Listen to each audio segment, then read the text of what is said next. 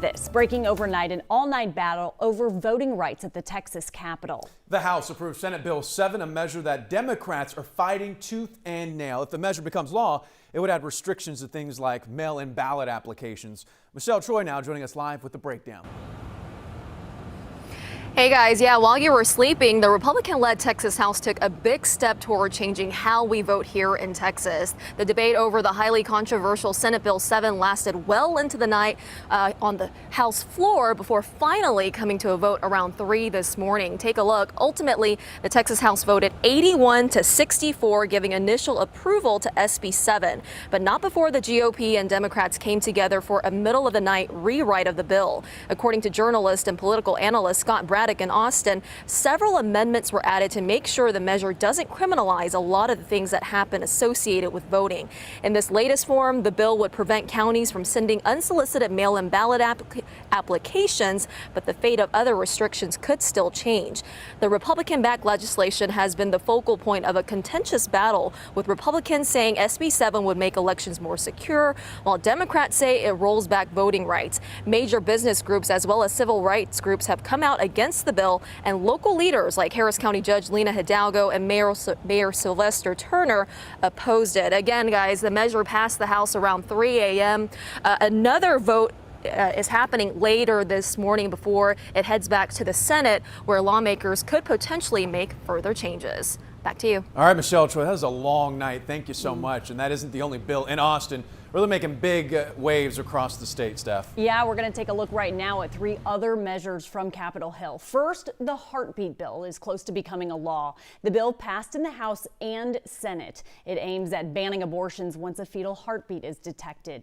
And it allows for anyone in and out of Texas to sue the doctor who performs such an abortion or anyone involved in helping the woman have one. But legal experts say it violates the Texas Constitution and will likely get struck down in court.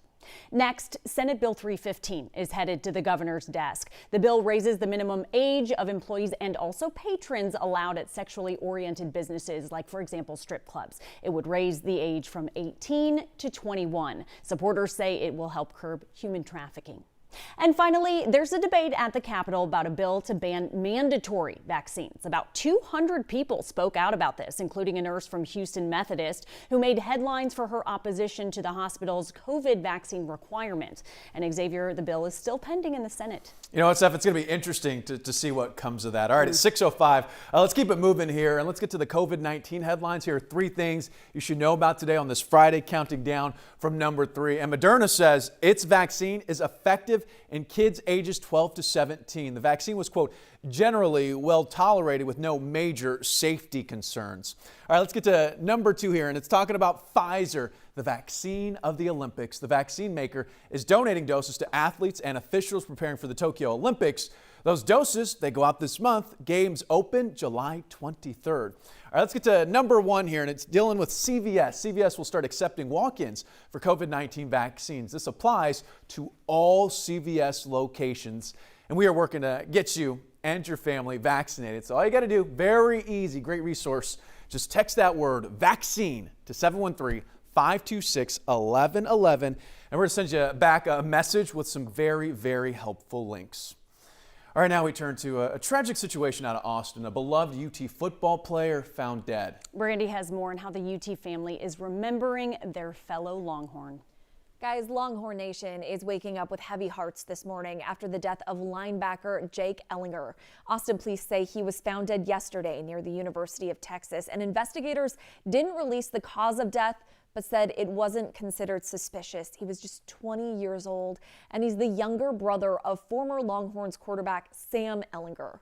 Now, since news of his death broke, people just flooded social media with tributes to Jake, prayers for the Ellinger family. He had a standout career at Westlake High, leading the team in tackles his senior year. Then he turned down an Ivy League scholarship to join his big brother at UT. Brandy, okay, so this seems, after hearing all that, I just want to know, did Jake ever get a chance to play with Sam? Xavier, he didn't actually see any game action in either of his seasons on campus, but Texas football shared this video that includes a shot of Jake carrying the flag right here. That was a big deal because he started his Longhorns career as a preferred walk-on. He had a lot to prove, and he did.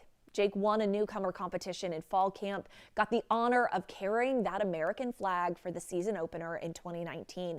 It was the first time Sam and Jake had taken the field together at Texas. And the Ellinger family has been through so much. The boys lost their dad in 2013. Now Sam's lost his younger brother. This person tweeted, "Can't even imagine the pain that family is feeling right now," just a few days after they were all celebrating Sam getting drafted by the Colts. It is a really tough break for the Ellinger family. Yeah, Brandy, it's gut-wrenching and too much for one family to endure, that's for sure. Well, this morning, a Houston mother is still missing after a false alarm during yesterday's search. The search for Erica Hernandez led authorities to Buffalo Run Park in Missouri City. Police found a car in the water but say it does not belong to Erica. Houston police and Texas EquiSearch say they're exhausting every lead to find her. Police are urged to be on the lookout for a black 2020 GMC Acadia. It has paper plates MKJ 3303 with an Aggie Mom sticker on the back windshield. A Katy jewelry store already in hot water, now facing federal charges. We told you about this as a KHOU 11 exclusive earlier this week. The Better Business Bureau says they've gotten several complaints this week about this same jeweler. So the company currently has an F rating with the Better Business Bureau at this time. Santiago Mora is now charged with wire fraud and identity theft, but could face several more charges very soon. Houston police released surveillance video of 5 suspects they believe are involved with an armed robbery. Those suspects, 3 guys and 2 girls, some believed to be teenagers. The victim tells KHOU 11 he was there buying lotto tickets, was shot at and hit with a brick. I'm 2 or 3 feet from him, but steadily moving back, telling him, stop this mess, stop this chaos. And he took the shot. More jobs for Houston. NRG announced it's moving its sole headquarters here. The company says the move will simplify operations.